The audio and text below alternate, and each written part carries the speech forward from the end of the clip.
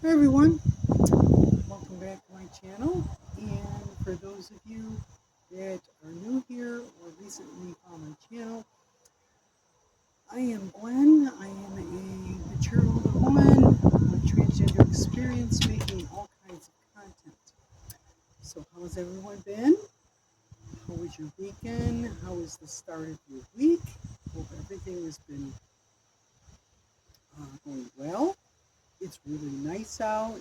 It's about 70 degrees Fahrenheit here. Just, I think that's like, is that right? Yeah, 27 degrees Celsius. I'd have to do the conversion. Anyways, it's really nice. It's kind of sunny, breezy. It's supposed to be this temperature all week. It's supposed to get some rain, but it's later in the week, which is fine. I'm going to change up things a little bit different today. I'm going to start off here and then continue in the car. I'm going to do some running around, and we can talk a little bit about what I want to discuss about today. First, let's see.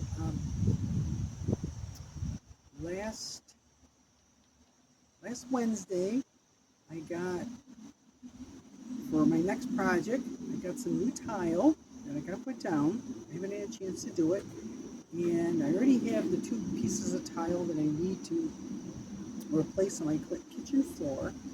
So that's, I gotta take those out. I just haven't had a chance to. And the kind of like reddish tile that is near the fireplace, I bought some new pieces. That's what I was lacking.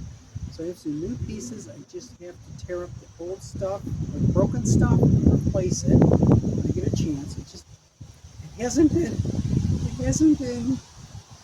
um, it hasn't worked out for me to be able to do that. So, but Thursday I took my son to the airport. I was flying to a comic convention in Houston, and he got back yesterday. So we had a wonderful time. Saturday I actually got to, probably the first time in 2 months, I got to have coffee with the girls. There was 8 of us. It was a lot of fun, as always. We kind of caught up on things, so that was really, really nice. And so we're now kind of back into things. So what I was going to talk about this week was actually one of my viewers, Kim, had suggested talking about, I know I discussed it before, but maybe going through it again, is my transition, kind of what led me to it, the different surgeries I've had, even go so far as to maybe dive into a little bit of, I would call it pain of recovery from surgeries, and whether I had any regrets. So I think this is, I'm hopefully I'll be able to get through everything. If not, we can make this a 2-part. I'll have to wait and see. So I think we're going to pause here, and then I'll continue in the car. So see you in a bit. I'm back. So anyways, I know I might have talked about this in an earlier video, but no, I don't know if I want to call it how I started transition, how I got to this point, maybe how I got to this point. Ever since I was 3, maybe 4 years old, I always wanted to be a girl, and it's still in my mind. It's a memory that I think I was maybe 4 or 5 years old. I had gone into my parents' bedroom, and they had my parents' closet was sliding doors, and I went over to my mom's side of the closet, and I put on dress and her heels, and anyways, I thought I was being quiet. I wasn't, and she caught me, and that was my first lesson in how to hide. So I'm going to kind of make this kind of a short, condensed version, but essentially over the years, as I got into my teens, through puberty, things like that, which for me was very, very late, and I guess you want to say I didn't have a very normal puberty. My voice did not deepen, and I did not grow a lot of body hair. Just never have. But anyways, when I was a teenager, I cross-dressed as often as I could, and at that point, I considered myself maybe just a cross-dresser. So, got married, and I thought that would cure me. No, unfortunately, it does not. And when everybody I would stay home, but when everybody would go out to do like clothes shopping for the beginning of the school year, that would give me the opportunity to be at home by myself and cross-dress. So anyways, I kept myself very, very busy, so I didn't have to focus on, I guess you want to say, who I was, or admit to myself on who I was. So, like I said, I stayed busy. I went back to college at age 50 and got my degree, my bachelor's degree in mechanical engineering. I built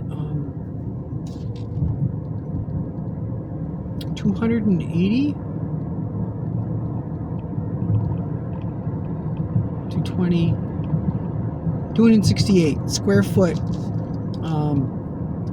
sunroom in the back of our house. I designed it, I built it all by myself. We had a cement pad poured, and then I put the block on top of it, and I built it all the way up to the top of the roof. I did all the roofing, I did everything. I installed all the windows, I did the electrical wiring, I did the insulation, I did the drywall, I did the ceiling, and you've seen videos of my past videos of the inside of the sunroom, and yes, I did all that myself. But anyways, it was mostly to keep myself busy, to keep my mind off of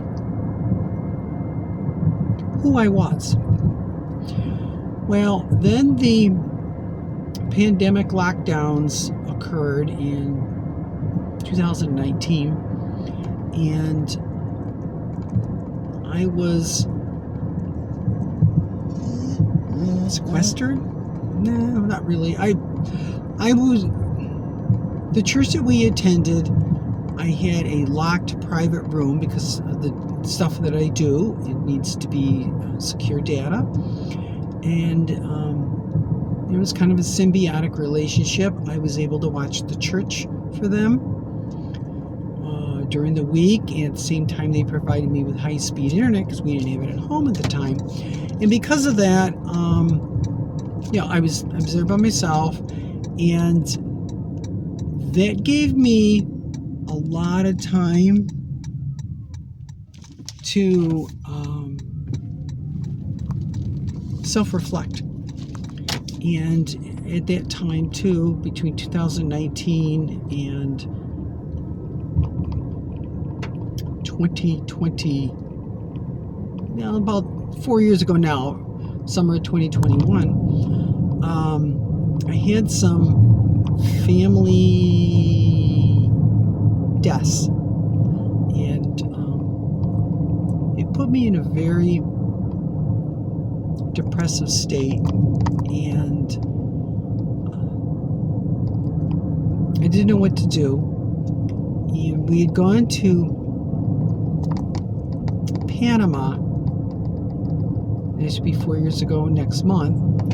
And it was in the hopes that I thought that maybe it would help me in some way. Maybe get through my depression, which unfortunately did not.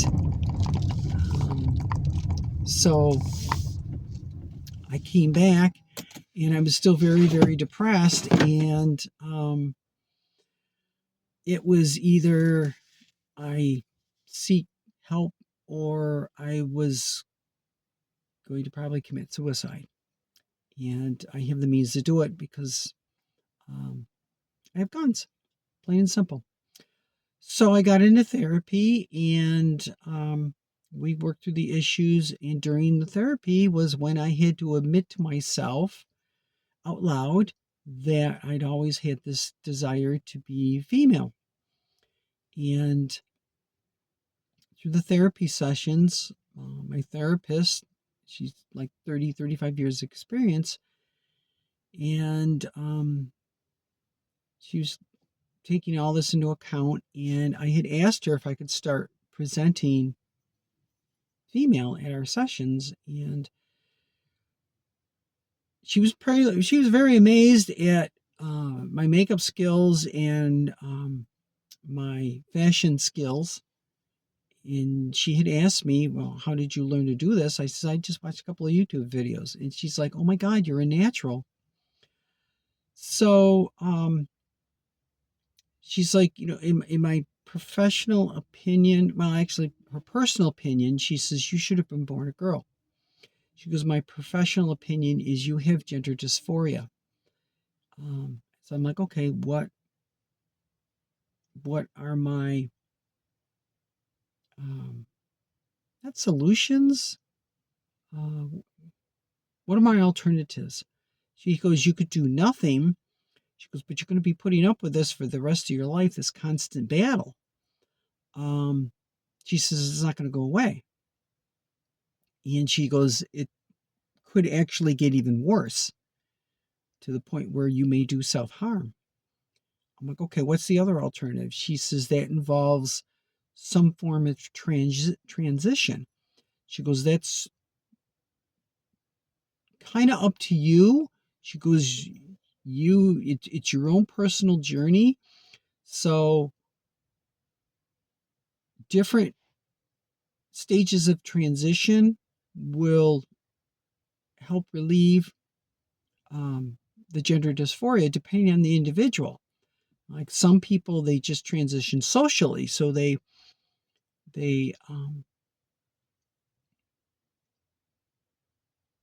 adopt a new name. I guess that might be the right way to put it. But start using new name, appear as the gender that they wish to be, and only in social settings. They don't do anything else. Then there are those that maybe will only do HRT. Then there are those that will do not all, but maybe certain surgeries. Maybe they'll do only facial surgery. They may not do HRT, or they may do breast surgery, but they won't do HRT, or they'll do bottom surgery, but not HRT. Well, no, you can't do that. You got to be on hormones in order to have bottom surgery. That's right. I'm sorry. Yeah, you have to be on hormones for 2 years. No, 2 years to do breast surgery and 1 year to do bottom surgery. But anyways, usually if you're going to be doing surgeries, you're already on hormones. So, but everybody is different, whether they want to be on hormones, whether they don't, whether they want to socially transition, whether they want to medically transition, whether they want to surgically transition, and even legally transition where they change their names. So I after I came out to my partner and we kind of worked through it, I started, I guess, well, it was actually twofold. I started socially transition and medically transitioning. I started on HRT, hormones, and I will tell you one thing, which was absolutely amazing. 2 weeks after starting estrogen, my depression went away. And we're coming up on, it'll be 4 years in January. And I can count on one hand in the 4 years of being on estrogen, count on one hand how many times I have been depressed since then. Hardly anything. Let's see. So that was January of 2022. So then I started to explore surgical options, which I have to pause for a second, and we'll get back to that. Okay, so I started researching. Yeah, I can be the right word. Yeah, researching. The one thing I wanted first was facial surgery, because for me, your face is the window to the world. So if I had appeared female to the world, then they would recognize me as female. So I had traveled to get a consultation to New York City from a surgeon down there who I really liked, and I found out afterwards, and I really was going to go to him. The only problem was it required like a 2-week stay in post-op in New York City, which it's expensive. And then I found out through a friend that there was a surgeon doing facial surgeries locally. I'm like, well, that's really great. I could go to the hospital, have the surgery done, and I could be at home recovering. So I contacted the surgeon, wonderful guy, absolutely adore him. And June of 2023, I had my surgery. It's actually June 1st. And when I went in for a surgery, no, it was the day before I went into surgery. Somebody said to me, how appropriate, it's the start of Pride Month. I'm like, oh my God, I didn't realize it. I just totally didn't take that into account. But anyways, so we went through my surgery. I was on the operating table for 6 to 7 hours. Facial surgery is a very long, intensive surgery. I did not have a lot of work done like some other gals did. I did not have rhinoplasty. My nose this is the way my nose has always been, which I guess to my benefit is good. It's not a very large protruding nose. I have naturally high cheekbones, so I did not need cheek implants or anything like that. I've never had a very square jaw, so it is a nice tapered jaw. So both surgeons, the one in New York City and the one locally, said, yeah, what we can do brow shave, brow lift, forehead reduction, where they go in, because cisgender females, those that are assigned female at birth, their foreheads tend to be flatter than cisgender males.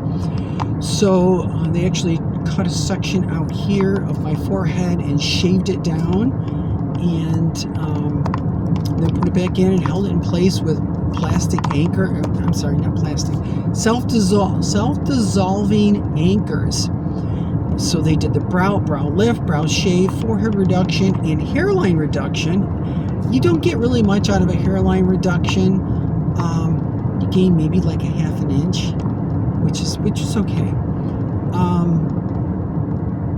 And then did a mini facelift. So that wasn't that was all I went through. I did not have post-recovery. I had no pain. I had very little bruising, and I mean, I never even got bruising under my eyes. And I think if you go back through all my old videos, I think I might have done a couple of videos then of right after my surgery. So I got through that, and like I said, it really wasn't painful. I guess I have a high tolerance of pain. They prescribed narcotic strength pain meds, and I took them for like 1 day, and that's for all my surgeries, which the doctors are like, that's freaking amazing. I guess, I don't know. So, but anyways, so I got through that surgery, and then I started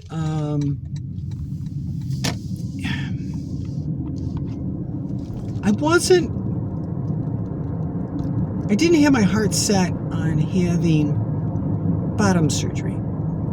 I figured if I had my face done and my breast done, then everybody would recognize me as female, and let's be realistic, what's between my legs is my business and my partner's business, and nobody else's business. Plain and simple. So, but the political winds in the U.S. were shifting, and I could see what was coming. So I'm like, well, you know what? I'm going to investigate it and see what's involved. So I made a consultation with this absolutely wonderful surgeon near Philadelphia, Pennsylvania. I actually adore her. She herself is a trans woman, but a very, very skilled plastic surgeon. And so she's like, yep, we can do the bottom surgery. It's the technical name is penile inversion vaginoplasty, which they wind up taking my male organ and slicing it down the length, folding the skin inside out, removing all the penile tissue, shortening the urethra, sew it back together, and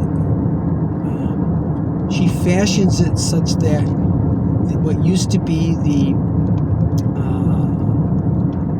I think they call it the glands, but essentially it's the head of the penis now is my clitoris. So I have complete sensation, unbelievable sensation, and I'm not that skilled in medical stuff. So, but anyway, she folded it and did whatever such that she created a vaginal canal, and that was my vaginoplasty.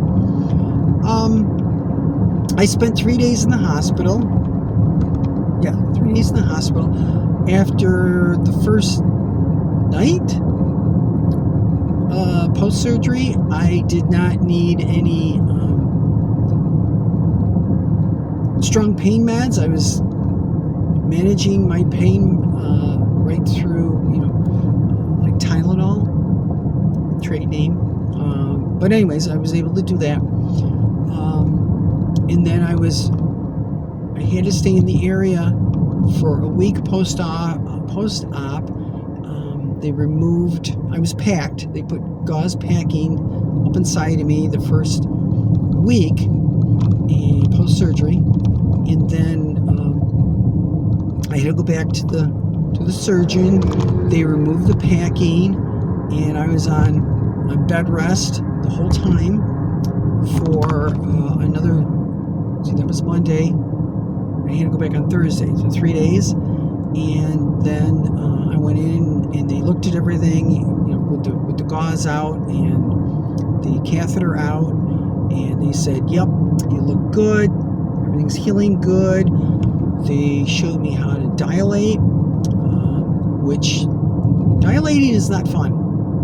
It's a very very hard plastic phallus-shaped object, and it took a little bit of getting used to. So got through that, got home, and it was a little difficult to walk. There was a little bit of pain, but it wasn't bring you to your knees pain. It was, you just had to be careful on how you walked and how you took steps and things like that. The recovery, it took probably a good 6 weeks of recovery. They said you were supposed to be on bed rest. I did bed rest for 2 weeks and said, no, I'm bored. This is the end of this. But I was fine. I was able to get through it. And, I could stand and I could walk. I just couldn't stand for very long, and I had to work my way back up into it, which I did. And still maintain my dilating regimen, which was 2 to 3 times a week. So I had to go through that, which was okay. I'm trying to think. Yes, and then I had to go back for a 6-week follow-up, and they noticed a little bit of scar tissue, which wasn't bad. So they treated it with silver nitrate, and they says, okay, continue on what you're doing. We'll see you in 6 months. Okay. So the healing process was pretty good. I got through that. It wasn't, like I said, it wasn't a lot of pain. I went back at 6 months. I had some problem with dilating, and it was, again, because of the scar tissue. And it was the point, it was very difficult. So they treated it again with silver nitrate, and that made a big difference. I was able to continue on. And then I had to go back at 1 year, which I will get to because I'm where I am for shopping. So I'm going to take a short break and I'll be back. Okay, so I'm back. Oh, let's see. So we were talking about my bottom surgery, which was January 2024. And because of, I guess you want to say, the way my health insurance coverage was, because I had paid my deductible for the year, and because of my bottom surgery, and because of that, any other subsequent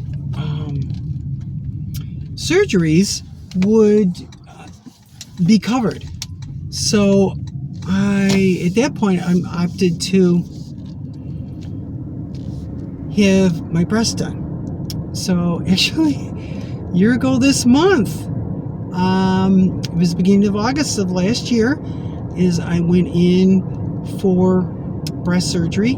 That was, oh my gosh, that was less than 2 hours.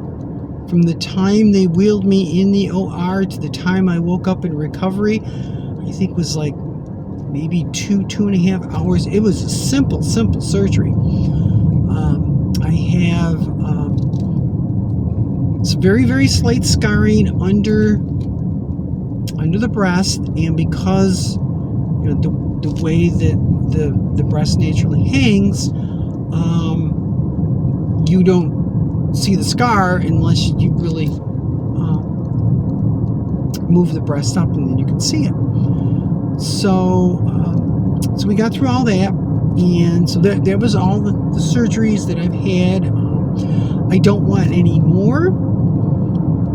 I'm going to say I could. Other types of surgeries would be if I wanted to go in and maybe have more done with my face. Not that I don't think I really do. If I wanted to have liposuction on my abdomen, or fat transfer where they take it out of my abdomen, but I don't really have a lot of fat around my abdomen, but they could do a fat transfer where they take the fat transfer, suck the fat out around the abdomen, and then put it in my hips and my buttocks. I don't really want to do that. I don't really feel I really need to. I mean, again, that's part of, the gender dysphoria. The not the scary part, but the cautionary part of having fat transfer is there is a higher risk of severe infections because of it. But that probably wouldn't stop me. The biggest thing really was I just don't feel that it was necessary. For me, after I had my face done, it probably relieved 90% of my gender dysphoria, because I looked female, I felt female, and I'm like, oh my gosh, this is really, really wonderful. My bottom surgery, it didn't affect my gender dysphoria. If anything, it just, I guess, gave me confirmation that I am female now. It was the realization that I'm no longer the birth or the gender I was assigned at birth. I am now my authentic gender. And it wasn't a relief. It's a wholly, totally different feeling, because now it's kind of like, well, I'm completely female. So I guess you want to say it's validation.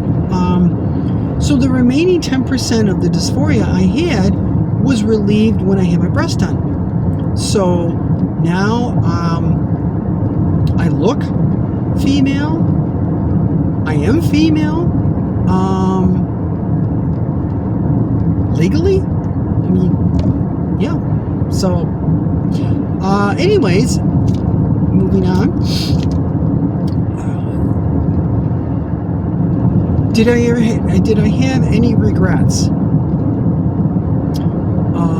of transition, both the hormones, the surgeries, any of that? No.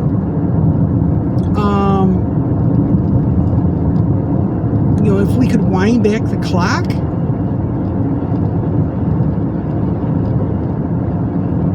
so let's say if I was able to transition earlier in my life, yeah, that would have been nice, but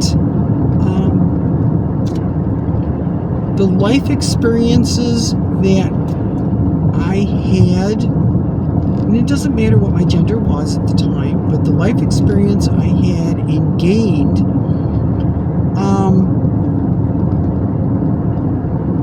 because of that, I don't think I would have wanted to transition earlier. I mean, let's be realistic. If I had transitioned in, let's say, my 20s,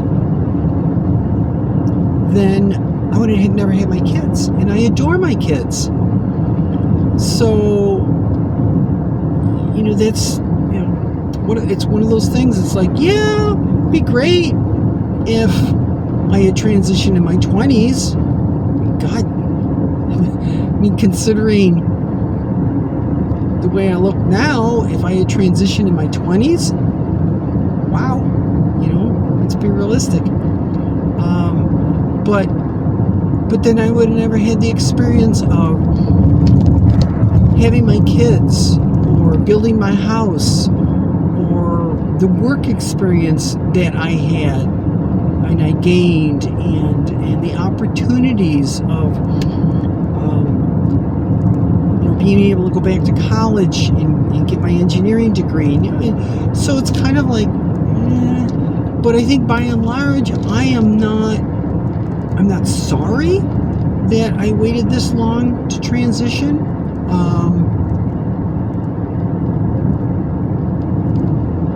I have no regrets.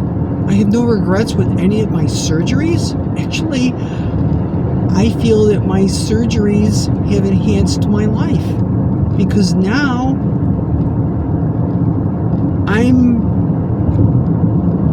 the person that, well, I've always been the same person inside, but now I have matched my outside to reflect who I am on the inside. So I will never ever have any regrets of any of the surgeries that I went through. Were they worth it? Oh, by and large, yes. 100%. Which is a side note. Some of these transphobic people will point to transgender people and say, "Oh, you're just you want access to women's spaces, or you want to groom little children." No.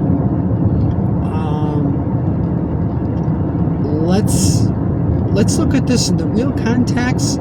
So I'm coming up on 4 years of therapy that I pay for. Health insurance does not cover it. Medicare does not cover it. I pay for this out of my pocket.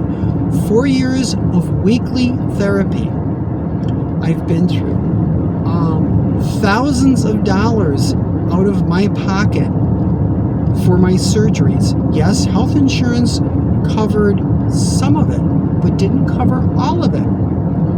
And the biggest expense was my bottom surgery, because the health insurance did not pay for much of that at all. My bottom surgery alone was over $20,000. That did not include, it was just the surgeon's fee. That did not include my post-operative stay. That did not include any of the hospital fees. So these transphobic people that say, "Well, you just want access to women's spaces." No, I do not. I mean, in a way, yes, I want access to women's spaces because I'm a woman. I did not go through the surgery and the hormones and the therapy just so I could walk into a woman's bathroom? No. There are guys that can walk in there unimpeded, period. They don't have to throw a dress on. They don't have to go through surgeries. So, their logic is flawed, plain and simple. So, anyways, so pretty much to wrap things up,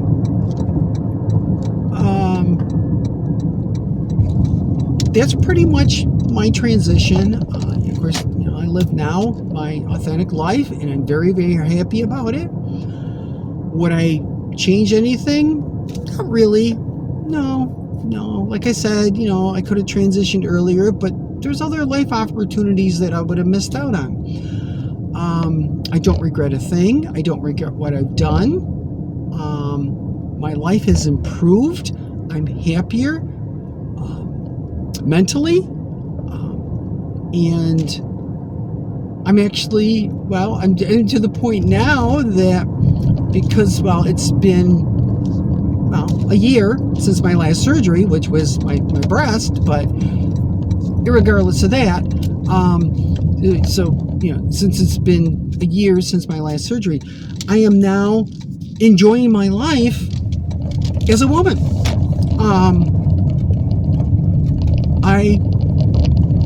I love it. I love every part of it. It's who I am now, but it's who I always have been. If that makes sense. I just feel so fulfilled. And it's going to be kind of interesting to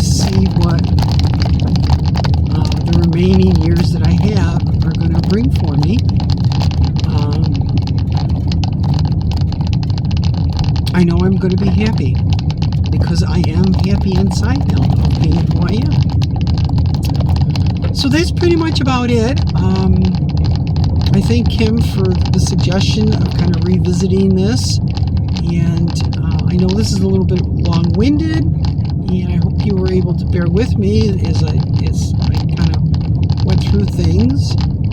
So I'm going to wrap things up because I'm almost home. So I hope everyone has a wonderful rest of your week, and even better weekend. As always, like, share, subscribe, and I appreciate you watching. I make these videos every week for you because you are my extended family, and this is my way of keeping in contact with my extended family. Even though some of you I may never meet, each and every one of you are part of my family, and I truly do appreciate it. So with that, again, everyone have yourself a safe and fantastic week, and an even better weekend. Not much really going on for me. It's going to be Labor Day weekend in the U.S., so I get an extra day off from work.